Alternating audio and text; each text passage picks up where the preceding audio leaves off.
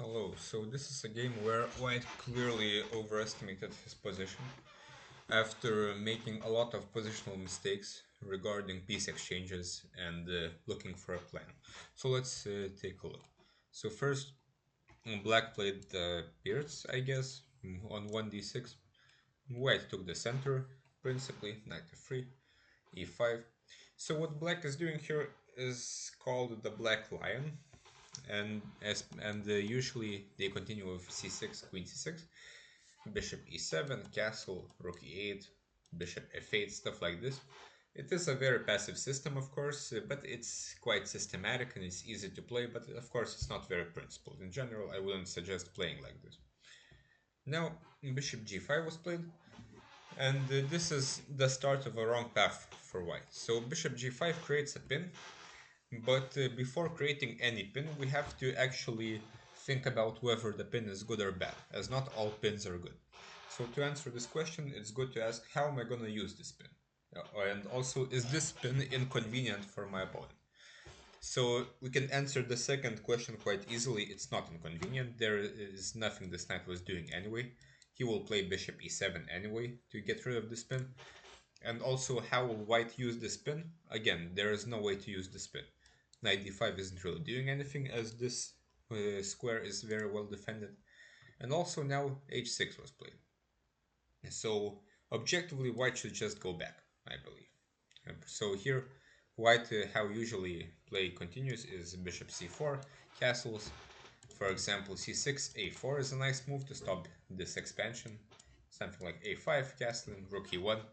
White should slowly develop his pieces, try to either push or take at a good moment, and white should have some advantage. Of course, knight g5 should also not be missed. But bishop g5 doesn't really make sense to give up the bishop. Black will recapture with the queen, and even though white gets one tempo with knight d5, this is a very short-term advantage. If we're saying that we are giving up positional advantages for short-term advantages, we should be sure that our short-term advantages can give us something. Here white only got one tempo, and this knight will go home anyway after c6. So black keeps the bishop pair. White is not well enough developed to use his advantage in development, and here black has just a positional advantage with the two bishops. Queen d3 was played, trying to castle queenside. c6, knight e3. d6 is a little bit weakened, but it's hard to attack it while the bishop will always be here. Queen c7 was played, castles, b5. Usually b5 is associated with attacking a knight on c3. Here it doesn't really make much sense. Black should probably just develop his pieces. Bishop e7 is not very comfortable because of knight f5. So probably what he should do is either g6 or knight f6 first. And if he gets to play this and this, he will be at least not very much worse. Even though he has less space, he has the bishop pair which will help in the long term. Here, white made another mistake by opening the center. The d file doesn't really give him anything here. After d takes e5, keep in mind these two pawns were exchanged. Clearly the pawn on d4 was better than the pawn on d6. And now the bishop can go out to c5 or somewhere else. h4 was played, which just seems like a waste of tempo. It's not clear what this move does for white's position. Firstly, white should address the threat of knight c5 winning the pawn. This is the first thing to think about. White doesn't really have any advantage, and he has to start getting counterplay before black gets developed.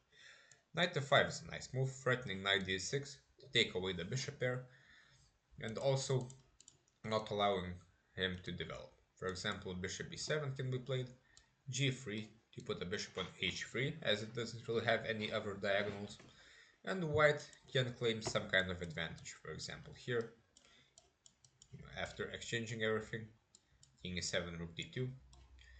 White has better control of the d-file, he has the better minor pieces by a little bit, but his advantage is very minuscule.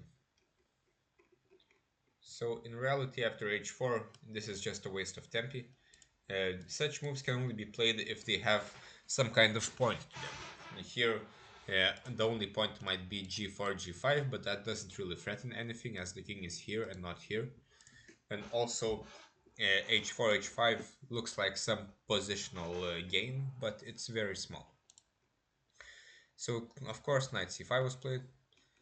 Now, white loses his pawn. Knight takes e5 is again hard to understand because the pawn was defended. So now black is just completely winning with a piece advantage. White can't really claim any compensation because his pieces aren't coordinated to do anything. Knight g4 was played. In general, white should have probably already started looking for some kind of tricks. Maybe like king b1 or something. Maybe knight c4, but it's hard to say. Already hard to play. I think the position is hopeless for white. But knight g4 was played. And here there is just one threat of queen d7. Black can deal with this in a number of ways. The engine suggests bishop a3, which is quite funny, threatening checkmate and giving the square for the king on f8. And interestingly, there's no defense to this, because if the white pawn takes, this is checkmate. And also there are simpler moves like bishop d6. Maybe even queen e6 or something is fine. There's basically any move wins for black. Any move that thinks about the one move made for it. But in the game, black didn't manage to do this, and he just got mated in one move. So of course, after the game, this looks like white played well, but in reality, this was made with a lot of mistakes and kind of hope chess. And this is the only threat white has.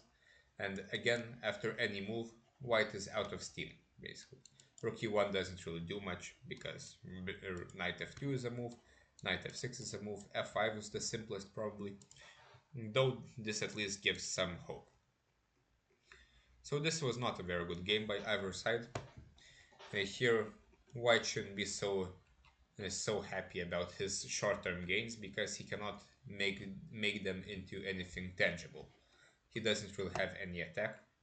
He has the long-term disadvantage of having no bishop there, and he even gives up a pawn and later a piece, which didn't really make sense. If we are giving up pieces like this, we have to have something calculated.